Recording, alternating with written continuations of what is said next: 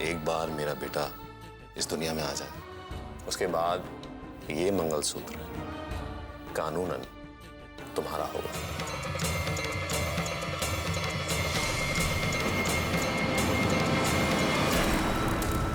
शांत हो जाइए अग्निदेव, वैष्णवी की सहायता कीजिए। इस तरह से आत्महत्या करने की कोशिश करने का क्या मतलब है? मतलब है मम्मी जी, जाकर पूछिए अपने बेटे से कि मैंने ऐसा क्यों किया। पृथ्वीलोक में तुम्हारे परिवार के साथ एक बहुत बड़ी दुर्घटना घट चुकी है।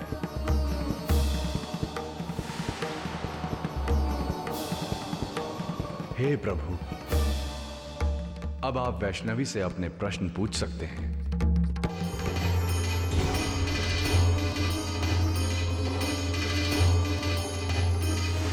प्रभु क्षमा कीजिएगा, किंतु मैंने कुछ नहीं सुना।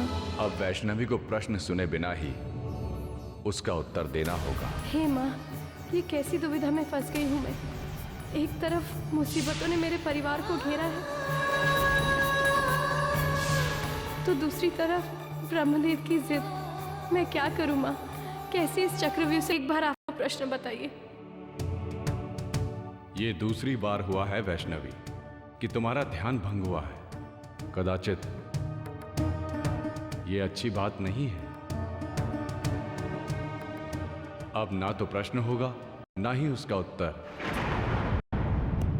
अर्थात वैष्णवी, तुम अपनी इस परीक्षा के तीसरे चरण में उत्तीर्ण नहीं होंगी। वैष्णवी, शीघ्रता से उत्तर दो, अन्यथा तुम्हें पराजित घोषित कर दिया जाएगा। मैं तुमसे कुछ पूछ रही हूँ मोक्ष, मेरी बात का जवाब दो। क्या कहा तुमने मधुरा से, जिसकी वजह से वो आत्महत्या करने पर आमादा हो गई?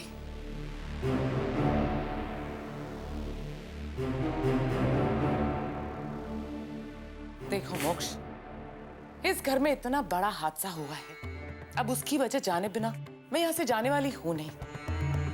इसीलिए मुझे बताओ, आखिर बात क्या है? क्या कहा तुमने मधुरा से कि माँ, वो पागल हो गई,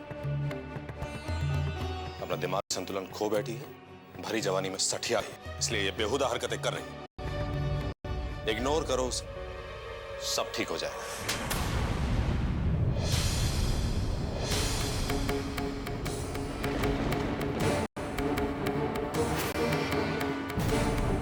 शर्म आनी चाहिए तुम्हें मोक्ष, शर्म आनी चाहिए तुम्हें। कितना गिर चुके हो तुम। किसके बारे में बात कर रहे हो तुम? मधुरा के बारे में। वो तुम्हारी पत्नी है, तुम्हारे बच्चे की होने वाली मां। उसके खिलाफ तुम ये सब कैसे कह सकते हो? अगर उसे कुछ हो जाता तो? अरे हो जाता तो हो जाता। पापा, मधुरा मरती है, मर जाए, कल की मरती आज मर जाए, मेरी भला से। मेरी जिंदगी में ना उसकी कभी कोई अहमियत थी, ना कभी होगी। हाँ, लेकिन मरने से पहले वो मेरा बच्चा मुझे, उसके बाद वो चाहे जहन्नुम में चली जाए, मुझे कोई फर्क नहीं पड़ता। समझे आप लोग?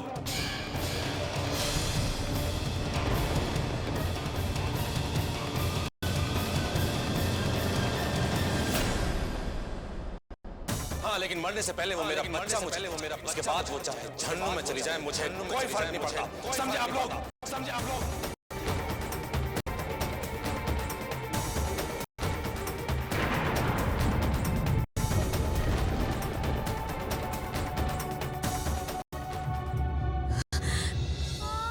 मैं जानती हूँ वैष्णवी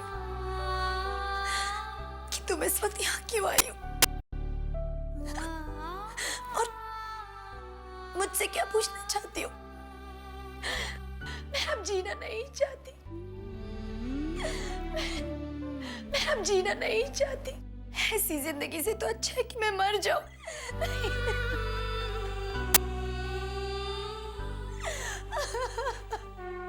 दीदी, शायद आप इस बात से भी अपरिचित हैं कि अन्याय करने के साथ साथ अन्याय सहना भी पाप है।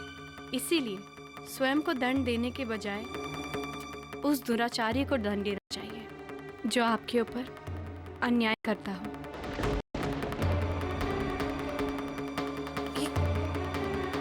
ये तुम कैसी बहकी बहकी बातें कर रही हो वैष्णवी? मैं बिल्कुल ठीक कह रही हूँ दीदी।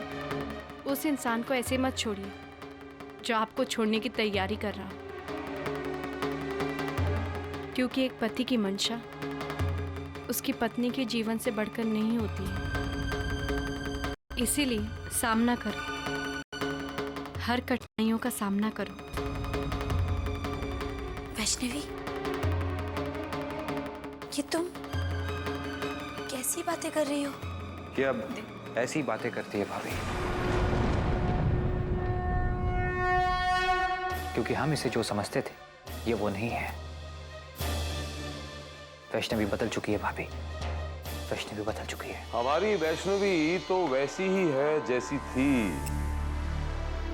वंश, लेकिन दिक्कत ये है कि ये वो नहीं है।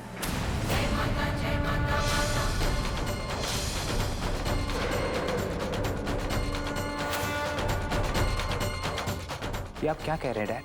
मेरे कहने का तात्पर्य है कि ये जो हमारे सामने खड़ी है ये वैष्णवी नहीं है।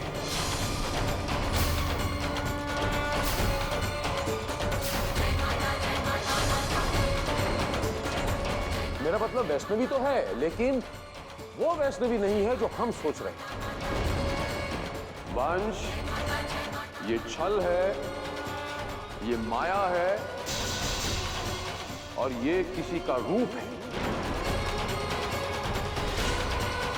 इसीलिए इसके पास वैष्णवी के संस्कार नहीं है। बस इसीलिए ये वो साबित कर ही नहीं सकती कि वो वैष्णवी है।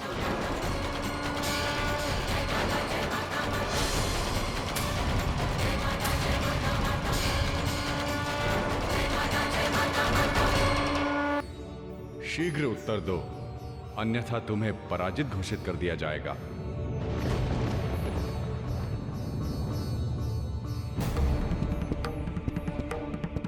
हे माँ, मेरी मदद करो, क्योंकि आप ही मेरे हर सवाल का जवाब हो।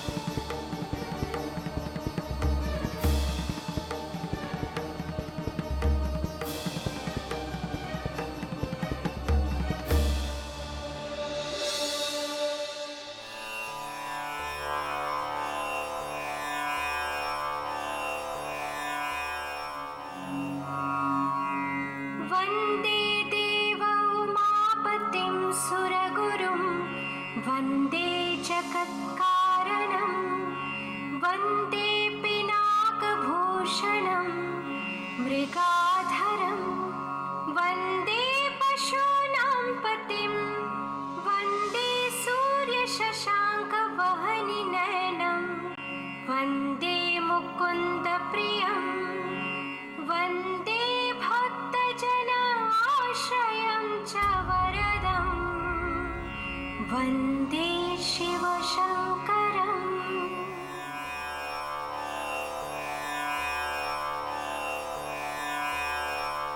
वैष्णवी, तुम्हें परास्त घोषित किया जाता है, इसलिए पृथ्वीलोक पर जाने की तैयारी करो। वैष्णवी, तुम्हें क्या लगा कि तुम शिव की स्तुति गाकर उन्हें प्रसन्न कर लोगी और उनके इन प्रश्नों से बच जाओगी? ऐसा कदापि नहीं होगा। अर्थात तुमने यह अवसर खो दिया है। नहीं ब्रह्मदेव, वैष्णवी ने कोई अवसर नहीं खोया है। ये विजयी हुई है।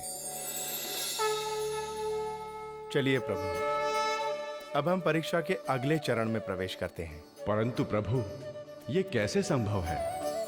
जब परीक्षा का पहला चरण ही उत्तीर्ण नहीं हुआ तो दूसरे चरण में कैसे जा सकती है वैष्णवी? ब्रह्मदेव, वैष्णवी ने अपनी स्तुति में मेरे सारे प्रश्नों के उत्तर दे दिए हैं। क्षमा चाहता हूं प्रभु, परंतु कैसे? वो ऐसे ब्रह्मदेव कि मैंने इससे पूछा था कि मेरा आसन क्या है। उत्तर था मृगचरण, जो कि शिव स्तुति में वर्णित है। तत्पश्चात मैंने पूछा था कि मैं पार्वती के किस नाम से जाना जाता हूं। उत्तर था उमापति। मेरा अगला प्रश्न था कि मुझे किन ग्रहों से अलंकृत किया जाता है। उत्तर था सूर्य और चंद्र। और ये सारे उत्तर शिव स्तुति में वर्णित हैं ब्रह्मदेव। वैष्णवी तो बहुत चतुर निकली महादेव। हम वैष्णवी को शिव आराधना की अनुमति देते हैं। वो अपने घर जाएं और हमारे नाम से पूजा करें। प्रणाम भोले शंकर। तथास्तु। प्रणाम। जीती रहो। नहीं डैड, ये वैष्णवी है।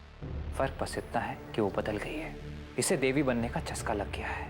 ये अपने झूठे आडंबर से मामूली इंसान से देवी बनना चाहती है, बस। मैं साबित कर सकता हूं वंश,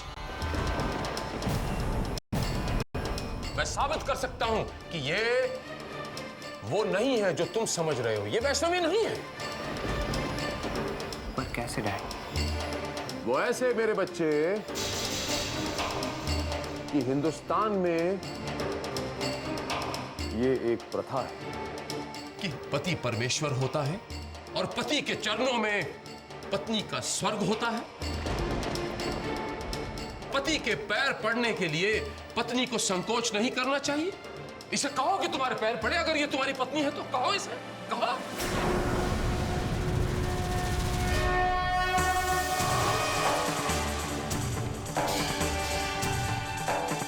खामोश क्यों खड़ी है? कहो ना इससे।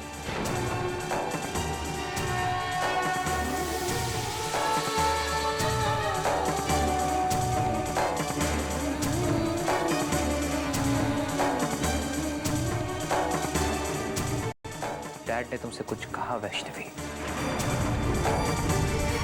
मेरे पैर छू।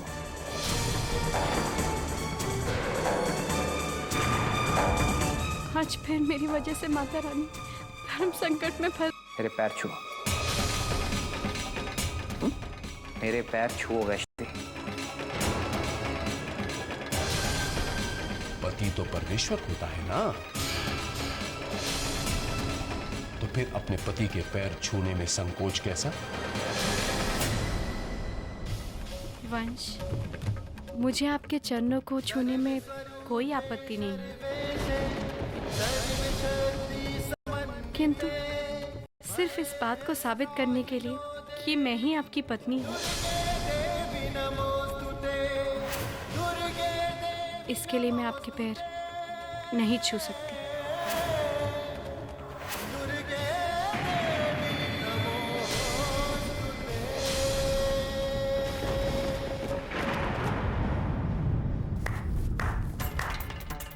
वाह वैष्णवी, वाह।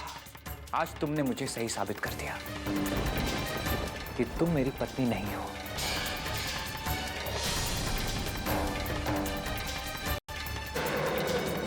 अब मैं तुम्हें अपनी जिंदगी से बेदखल करके रहूंगा, तुम चाहे कुछ भी कर लो।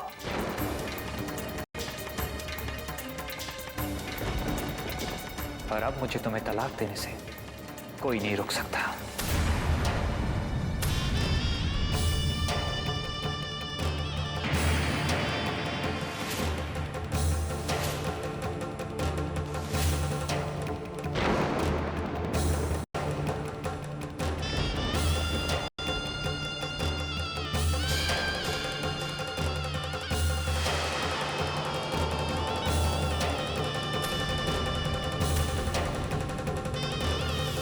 अब मैं तुम्हें अपनी जिंदगी से बेदखल करके रहूंगा, बेदखल करके रहूंगा। तुम चाहे कुछ भी कर लो, तुम चाहे कुछ भी कर लो। और अब मुझे तुम्हें तलाक दे, कोई नहीं रोक सकता, कोई नहीं रोक सकता।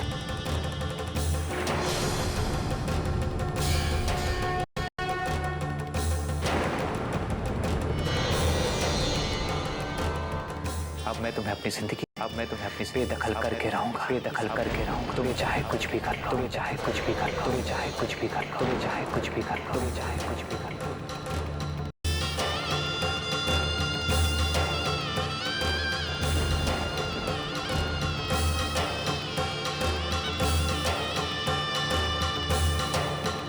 वंश, वंश, वंश, वंश मुझे माफ कर दीजिए, मुझे माफ कर दीजिए।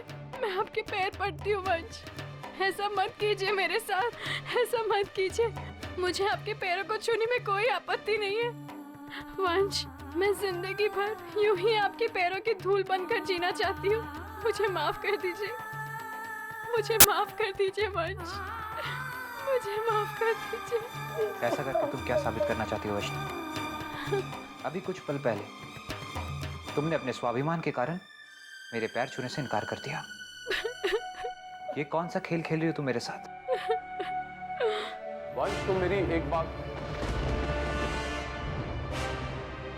तुम वैष्णवी, तुम यहां कहां से आ गई? तुम तो अभी भी कमरे में थी।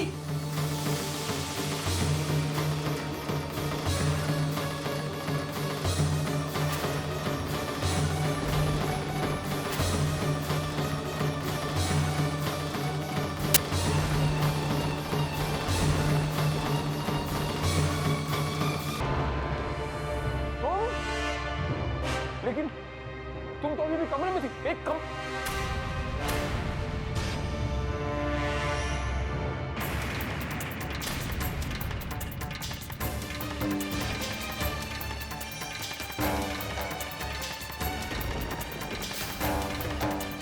वैष्णवी, अब मुझे ऐसा लग रहा है जैसे तुम वंश के साथ ही नहीं, तुम हम सब के साथ कुछ खेल खेल रही हो। नहीं पापा जी, मैं कोई खेल नहीं खेल रही हूँ। अगर तुम खेल नहीं खेल रही तो तुम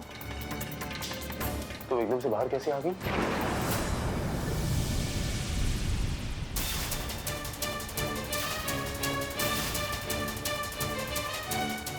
पापा जी, मैं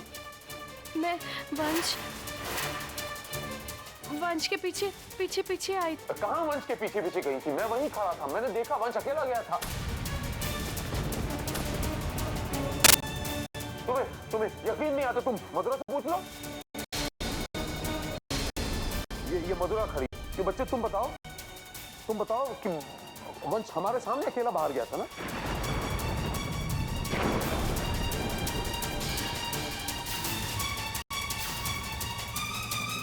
माफ कीजिए पापा जी, शायद आपका ध्यान नहीं था। मैंने वैष्णवी को वंश भैया के पीछे ही जाते देखा था। वो वंश भैया के साथ ही गई थी।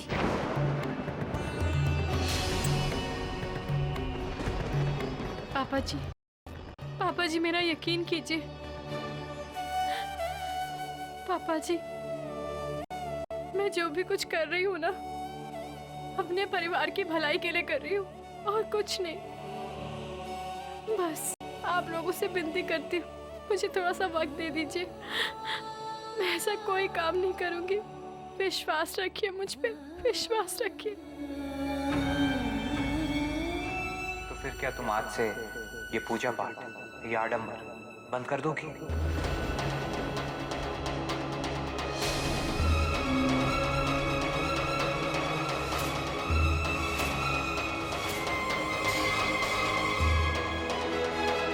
तुम्हारे खामोशी ने मुझे मेरा जवाब दे दिया। अब तुम्हें जो करना है तुम करो, और जो मुझे करना है वो मैं करूंगा।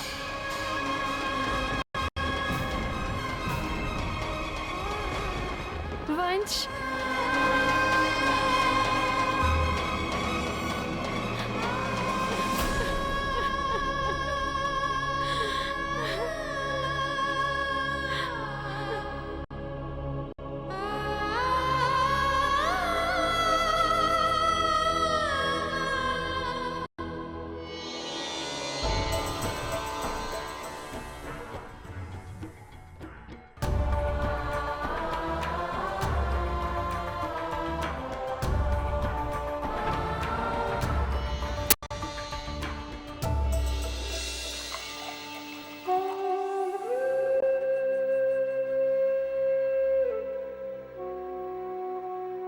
ये लो।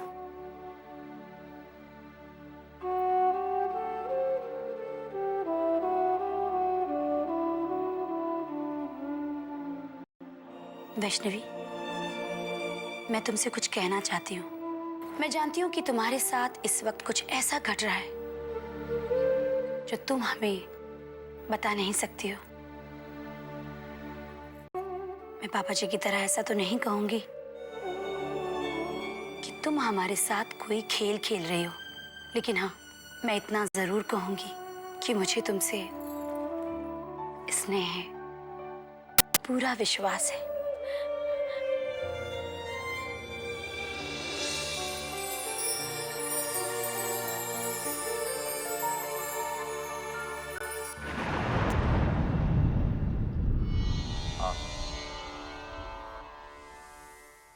जय हो। तो आज की आपातकालीन मीटिंग हमने इसलिए बुलाई है कि कुछ गंभीर समस्या है। तो आज की मीटिंग हम शुरू करते हैं। ब्रह्मांडवासियों, ये जो कबड्डी खेली जा रही है मेरे घर में, ये मैं जानना चाहता हूं कि ये मेरे घर में क्यों खेली जा रही है ये कबड्डी। अब इस घर में अगर मैं चाहूं तो किसी देवता की पूजा नहीं होगी। अगर मैं चाहूं तो मैं जिस वैष्णवी देवी को बनाया है, मैं उसे सारे अधिकारों से वंचित कर सकता हूं। माफ करना पार्टनर, अगर मैं कुछ ज्यादा बोल गया होगा तो मुझे माफ करना पार्टनर। माँ, पार्टनर लीजिए, बस आज की मीटिंग, यह आपातकालीन मीटिंग यहाँ समाप्त होती है। जय माता दी। कैसी बातें कर रहे हैं वकील साहब, ये जानते हुए भी कि वैष्णवी को मुझ में कोई दिलचस्पी नहीं है। एक ही छत के नीचे रहकर भी हम अजनबियों की तरह रहते हैं। तो फिर क्या वकील साहब कोई दूसरा रास्ता नहीं है जिससे मुझे वैष्णवी से डिवोर्स मिल जाए? रास्ता है मिस्टर सक्सेना, 2 मिनट। जी, एक्सक्यूज मी। रास्ता है मेरे बच्चे, एक ऐसा रास्ता है जिससे आपको वैष्णवी से हमेशा के लिए निजात मिल सकती है।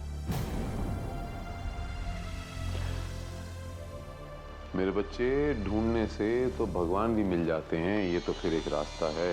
और वो रास्ता आप मुझे बताएंगे जिन्होंने मुझे एक अनचाहे रिश्ते में बांध दिया, जिन्होंने मेरी पत्नी को देवी बना दिया, पूजा और कर्मकांड के एक ऐसे दलदल में फंसा दिया हम लोगों को कि हमारे रिश्ते ने, हमारी खुशियों ने दम तोड़ दिया। मुझे यकीन नहीं होता है डैड कि आपको मेरी खुशियों की परवाह कब से होने लगी। मुझे यकीन नहीं होता है कि डैड कि आप मेरी मदद करना चाहते हैं। तुम्हारी नाराजगी बिल्कुल जायज है मेरे बच्चे।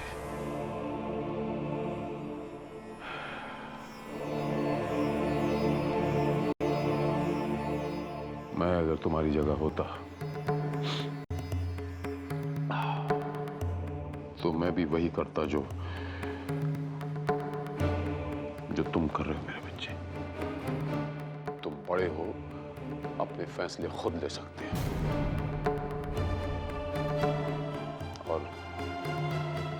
और मुझे तुम पे गर्व भी है। वो कहते हैं ना मेरे बच्चे कि तारुफ बोझ बन जाए तो उसे एक खूबसूरत मोड़ देकर छोड़ देना अच्छा। मेरे अंदर पिता के साथ साथ एक बिजनेसमैन भी था। मैंने एक तीर से 2 निशाने मारने चाहे। मुझे पता नहीं मैं कहां तक कामयाब हुआ। मेरे सबसे प्यारे बेटे के लिए मैं वो हीरा बदरवा से लाया। उसे मैंने बड़ा बनाने की कोशिश की, ख्याति देने की कोशिश की, और इसी अफरा तफरी में आज हमें ये दिन देखना पड़ रहा है। बहुत मजबूर होके, दिल पे पत्थर रख के मैं आपसे ये बात कहने जा रहा हूं। उसके आचरण पे आरोप, चरित्र पे प्रत्यारोप। डैड, आपको मालूम भी है कि आप क्या कह रहे हैं? मैं ऐसा सोच भी नहीं सकता। मैं भी ऐसा सोच नहीं सकता मेरे बच्चे, लेकिन जब कोई रास्ता सामने नजर ना आए तो तो इंसान विवश हो जाता है, क्या करे वो। नहीं डैड, मैं ये काम कभी नहीं करूंगा, और ये बात पक्की है।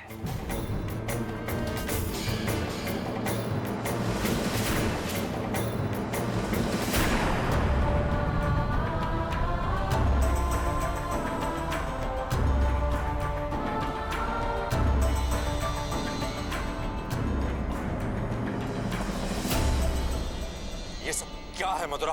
तेरी हिम्मत कैसे हुई ऐसी हरकत करने की? हाँ, मुझे और बड़े पापा को नोटिस भेजा था। क्या हुआ मोक्ष? इतना चिल्ला क्यों रहे हो? अरे चिल्लाओ नहीं तो और क्या करूं माँ? आज इसने वो हरकत की है कि मेरा सर शर्म से झुक गया है। क्या किया है इसने? किया क्या इसने? इसने मुझे और बड़े पापा को नोटिस भेजा। नोटिस भेजा है कि इस घर में इसकी जान को खतरा है। अगर संदिग्ध परिस्थितियों में इसकी मौत हो जाती है तो उसका सिर्फ एक जिम्मेदार होगा और कोई नहीं, मैं। अपने जीते जी कानून की नजरों में इसने मुझे अपनी ही बीवी का कातिल बना दिया। तो तुझे ये सब करने की सलाह किसने दी? मोक्ष भैया, आप प्लीज भाभी से इस तरह से बात मत कीजिए, मुझे बिल्कुल पसंद नहीं। घर की बात पुलिस स्टेशन तक पहुंचाने का काम भाभी कभी नहीं कर सकती। ये काम किसी और का है भैया। तो फिर ये सब कौन करेगा वंश? वैष्णवी। ये सब काम वैष्णवी का कराया धरा है।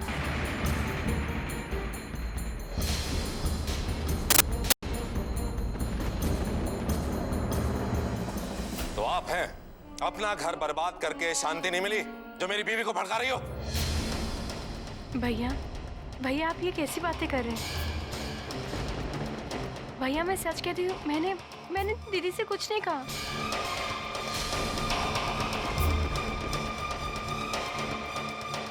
लेकिन भैया मैं इतना जरूर कहना चाहूंगी कि दीदी ने जो भी कुछ किया है बिल्कुल ठीक किया है।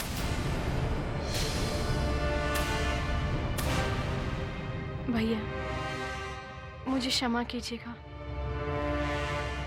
किंतु दीदी को ऐसा व्यवहार करने के लिए आपने और आपके स्वभाव ने मजबूर किया है।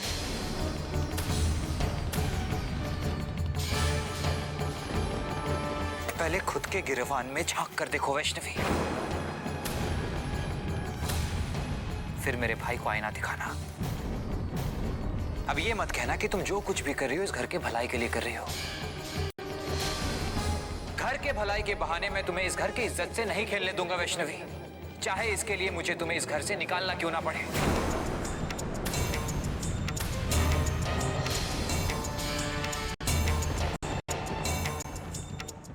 नहीं वंश, जब तक मैं अपना फर्ज पूरा ना कर लूं, मैं ये घर छोड़कर कहीं नहीं जाऊंगी। अपना फर्ज पूरा करने के बाद मैं ये घर छोड़कर चली जाऊंगी। अगर आप मुझे रोकना चाहेंगे मैं तब भी नहीं रुकूंगी। वैष्णवी। वंश, आज घर में शिव पूजा है और मैं आपके साथ आप सभी को इस पूजा में सादर आमंत्रित करती हूँ। अपनी हद में रहो वैष्णवी। तुम्हारी इस पाखंड की वजह से इस घर में इतने सारे हादसे हो गए, फिर भी तुम्हें शर्म नहीं आती। इस घर में कोई पूजा पाठ नहीं होगा। वंश, आप क्रोध मत कीजिए। मैं आपको वचन देती हूँ कि इस पूजा से आप में से किसी को हानि नहीं पहुंचेगी। सच।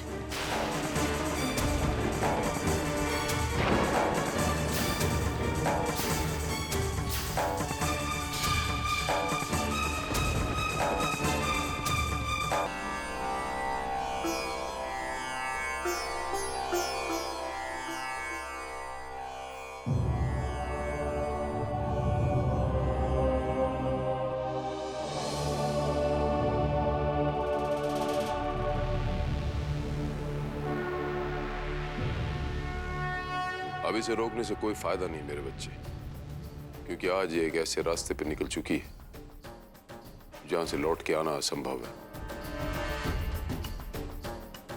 जिसकी भक्ति शक्ति हुआ करती थी,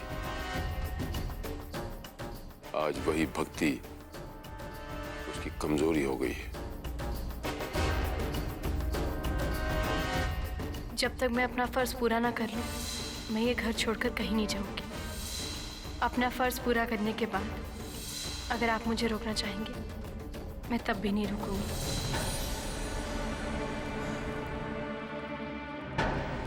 मैं आपके कहे अनुसार वैष्णवी के चरित्र पर दाग लगाने के लिए तैयार हूं।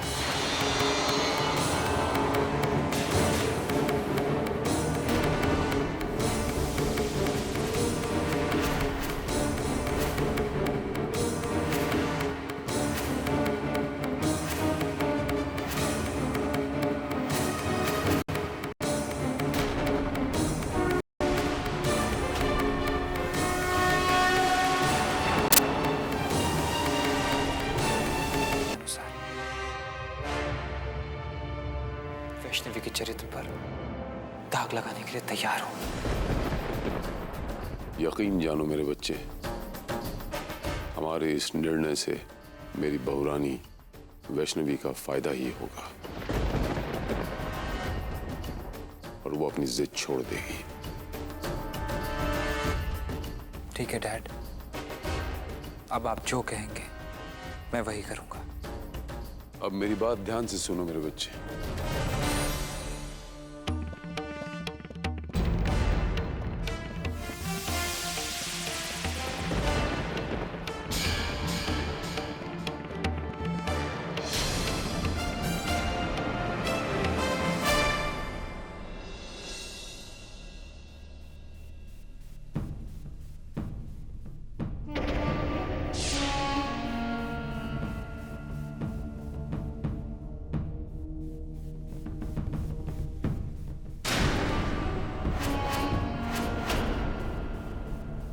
कहाँ जा रही है मधुरा?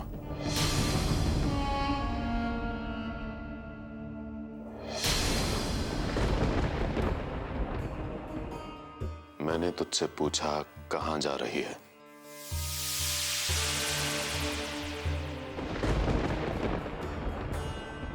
मैं नीचे वैष्णवी की शिव पूजा और आरती के लिए जा रही हूँ। मधुरा, मोक्ष, फिलहाल मुझे देर हो रही है, मैं नीचे पूजा के लिए जा रही हूँ।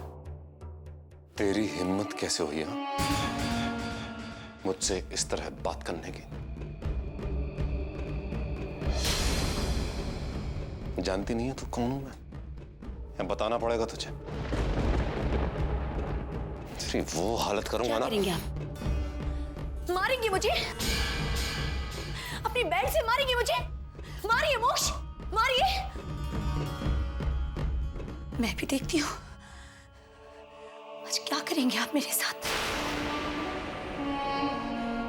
फिलहाल मुझे देर हो रही है, नीचे जा रही हूं मैं। की बातें बाद में करेंगे।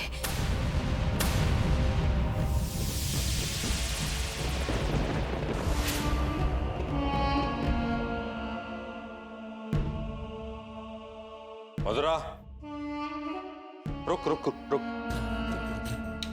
रुक। पूछ रही थी ना मुझसे मैं क्या कर सकता हूँ? ज्यादा कुछ नहीं, तू मेरी पत्नी है, तेरा भी स्वाभिमान है ना। ज्यादा बिल्कुल भी नहीं ना।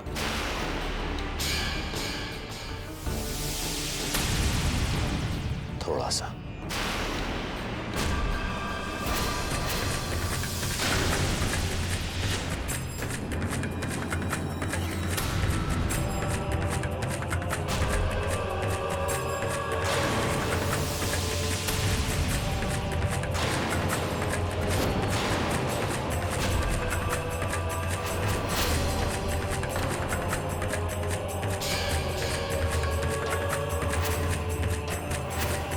अरे क्या हुआ ये?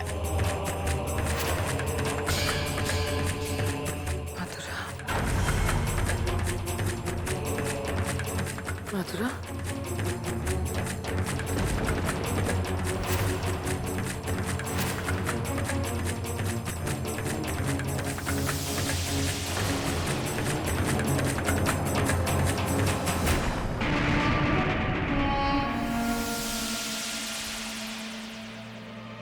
मोक्ष, ये क्या किया तुमने?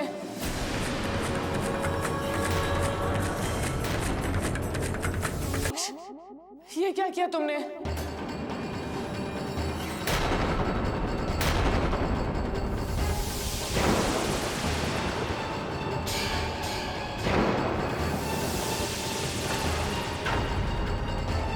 मोक्ष,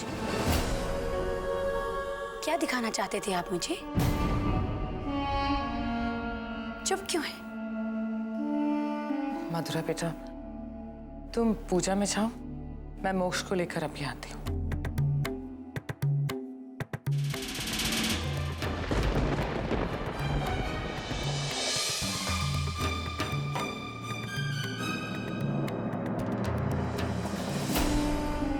ये तुम क्या कर रहे थे मोक्ष?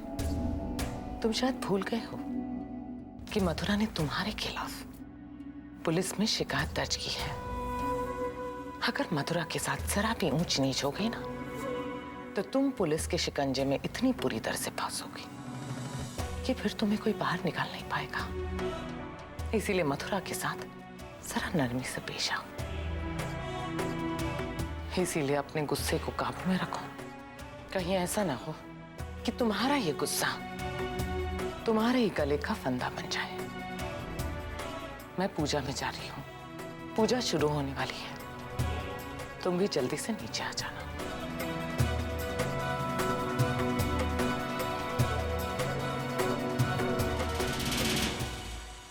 गुरु शुक्र शनि राहु केतवा सर्वे ग्रहा शांतिकरा भवन्तु।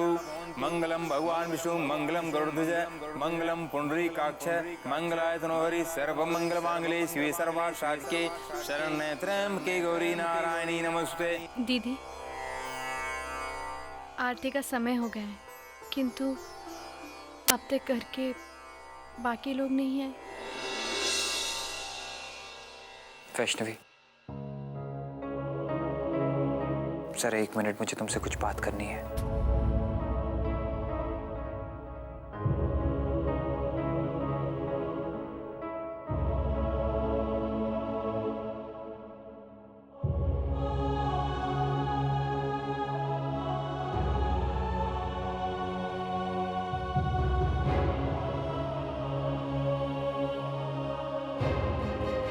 वैष्णवी,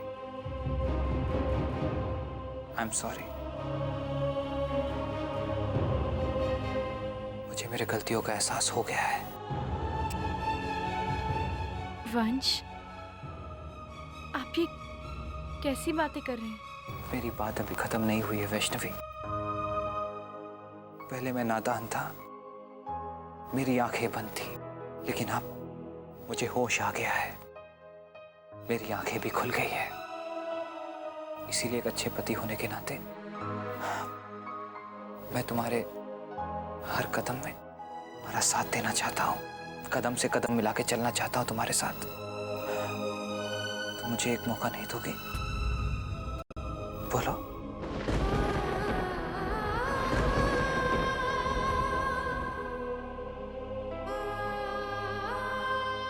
हाँ वंश, वंश, मैं भी आपसे माफी मांगती हूँ।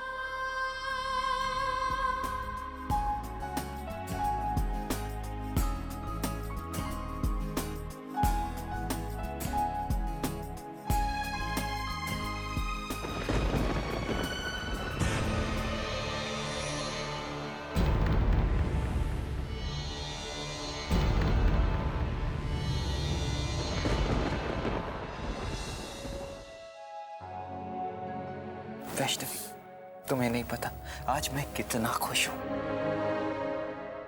और ये सब सिर्फ माता रानी के कारण से हुआ है। हाँ वंश, आप बिल्कुल ठीक कह रहे हैं। ये सब मेरी माता रानी की कृपा से ही हुआ है। चलिए वंश, हम दोनों मिलकर उनका धन्यवाद करें।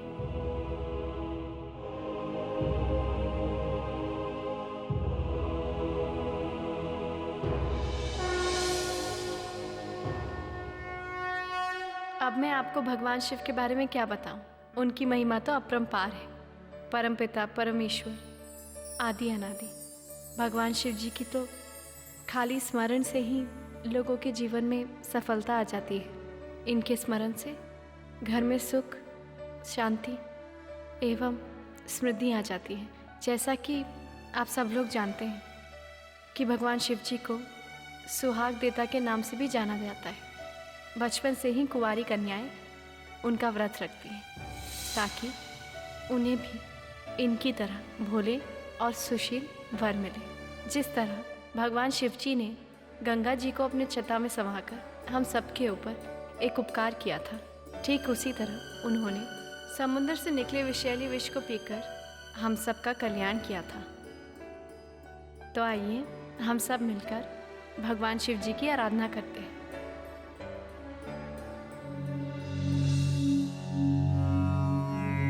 वन्दे देवौमापतिं सुरगुरुं वन्दे जगत्कारणं वन्दे पिनाकभूषणं मृगाधरं वन्दे पशूनां पतिं वन्दे सूर्यशशाङ्कवहनिनयनं वन्दे मुकुन्दप्रियं वन्दे भक्तजनाश्रयं च वरदं वन्दे शिवशङ्करम्। वैष्णवी जी, हम जानते हैं शिवप्रिय सती ने पिता दक्ष के यज्ञ में अपने प्राणों का त्याग कर दिया था। कृपया ये कथा हमें विस्तार से समझाकर हमारे ज्ञान का वर्धन करें। तो कथा प्रस्त इस प्रकार से है कि राग द्वेष से ग्रस्त महाराज दक्ष ने भगवान शिव से विरोध मोड़ लिया। भगवान शिव जी को अपमानित करने के दुए से दक्ष ने एक बड़े योग का आयोजन किया। उस यज्ञ में भाग लेने के लिए सभी प्रमुख जनों को आमंत्रित किया गया, किंतु भगवान शिव जी को आमंत्रित नहीं किया गया। और जब पुत्री सती को अपने पिता के इस यज्ञ के बारे में पता चला तो वो शिव जी के पास पहुंच गई और वहां जाकर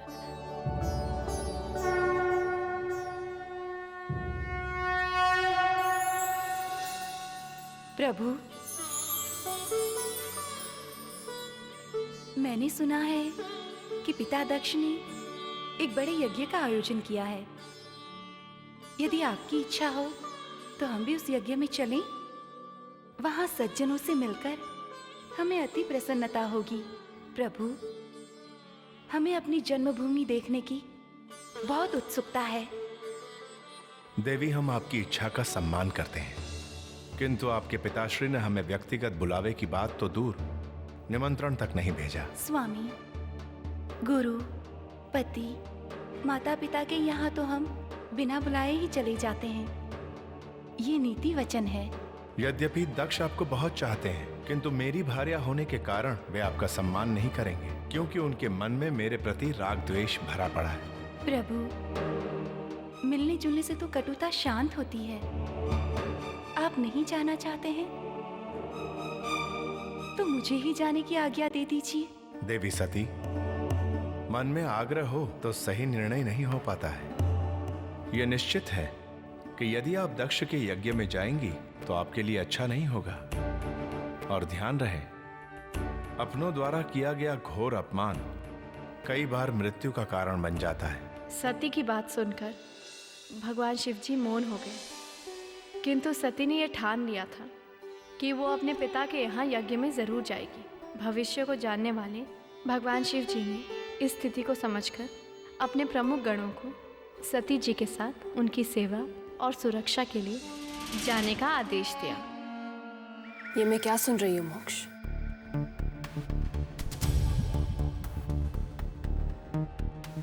मधुरा ने तुम्हारे खिलाफ बगावत कर दी।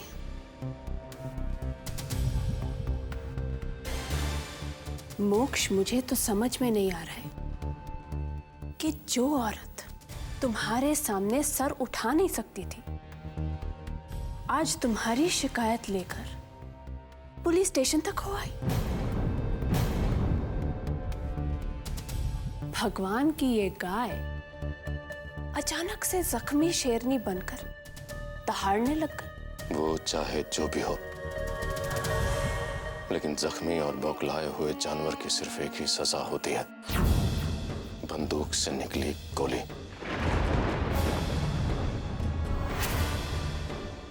तुम कहना क्या चाहते हो?